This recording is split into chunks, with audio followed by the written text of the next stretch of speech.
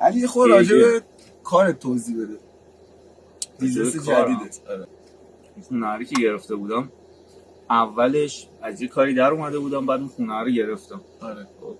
تجربه جدیدی هم بود واسم، یعنی نمیدونم این چیز خیلی کار عجیب غریبی نیست، ولی خب من نکرده بودم. اون مستقل شدنی یه ترسی همیشه داشت واسم، یعنی چون تو وضعیت خوبی هم نبودم، ولی انداختم خودمو توش، گفتم بالاخره در میام دیگه، چیزی میشه. اون اولش خروجیش شد این. آره خروجیش یهو مثلا تو 2-3 هفته شد این قضیه که زبانم خوب بوده، یاد بشه، هم فیلمینا میدیدم، هم نمیدونم کلاس رفته بودم، یکم زبانه رو یه دوره‌ای براش بسازم. بعد چه دوره‌ای که مثلا توی این آخه خیلی هم مثلا نگاه میکنی تبلیغات زده بیا لاغر شو تو 2 روز، نمیدونم من بهت گواهینامه میدم تو 1 روز، همه چی رو میزنن کوچیک. میخواستم مثل اونا نشه، ولی خب واقعا میشد تو این تعداد روزی، گفتم چرا نیام. ببین خب بعد مثلا به مغز یارو هم بستگی داره. مغز یارو که الان تو مثلا یه آدمی که تا دبیرستان و زبانشو بلد، تا دانشگاه رو بلد، ببین الان یه ویدیو نگاه کنی میفهمی حدودا یارو چی میگه دیگه، چقدرشو میفهمی. آره ولی تو مثلا اگه یه نفر میومد که مثلا این چیزا رو نداره، چی؟ هیچی نداره، بعد فقط دوست داره. هیچی نداره فقط دوست داره. آره دیگه تو فکر کن یه همچین آقا من اصلا اون زبون فارسی به زور حرف میزنم خودم. ببین من 1 تا 10 میرسونم طرفو، ولی 0 تا 1 خودش خیلی کار داره. شده مثلا یه نفر بیاد بگه آقا من چرا یاد نگرفتم، یعنی رد کنه و یاد نگیره. آره. ببین آره اینجوری دیگه بالاخره تو اون همه آدم میان افرادی که میگن آقا نشده. چی گفتی بهش؟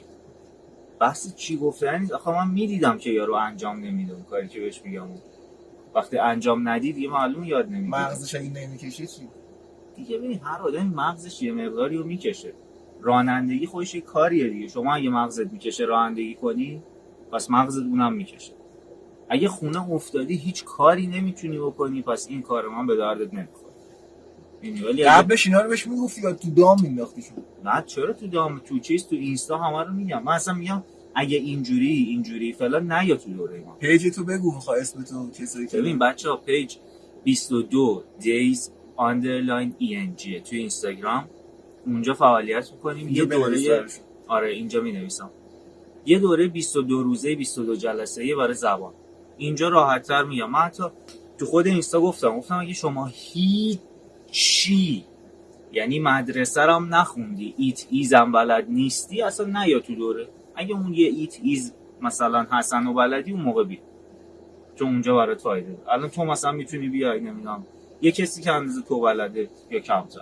آره رو من مثلا بچه 8 ساله بچه 9 ساله به من پیام داده بود تو واتساپ، گفت عمو تو کجایی؟ گفتم تو چی کار داری که من کجا؟ من روحم گفت من میخوام که این زبان رو شرکت کنم. گفتم تو اصلا چیزی مگه میفهمی از این قضیه؟ گفت من پولم دارم، تو گوشی اینا هم بلدم، همه چی رو انجام میدم. وایس میفرستاد. حرف آره بابا. بچه‌هاشون ذهنشون خالی طرفه فکر کنم بهتر میتونن. الان مثلا یه جوری شده مثلا جو این که میگم بچهای الان از مثلا مایی که عقب‌تری بیشتر میفهمن الکیه یا واقعیه؟ نه من میگم واقعیه. ببین نه که بیشتر بفهمن، یه سری چیزاشون بیشتره، عوض شده. مثلا اونقدر با تصویر رابطه نداشتیم، یعنی یه سی دی بود نهایتا، یه تلویزیون یا فیلم. اول کودکی شاوتوزن دی وی دی اون میشد زندگی ما.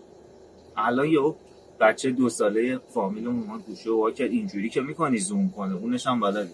آجی من میدونی چه جوزی دارم الان. من میگم مثلا اگه ما سنمون بره بالا مثلا یه چیزی رو بلد نباشیم بدیم مثلا بگیم پسرم اینو مثلا من تو گوشی بلد، وای اون لحظه چیکار کنیم؟ تو گوشی ها رو که بلدیم یا مثلا یه چیزی بعدن یه گجتی بیاد که آقا ما بلد واقعا نباشیم، ولی مثلا بچه بگه چقدر تو خنگی، بده من مثلا درست کنم. میترسم از اون روز، از روز نتونستن یعنی این که نتونی بری خود دستشویی واقعا مثلا خیلی بده. یه علم کن.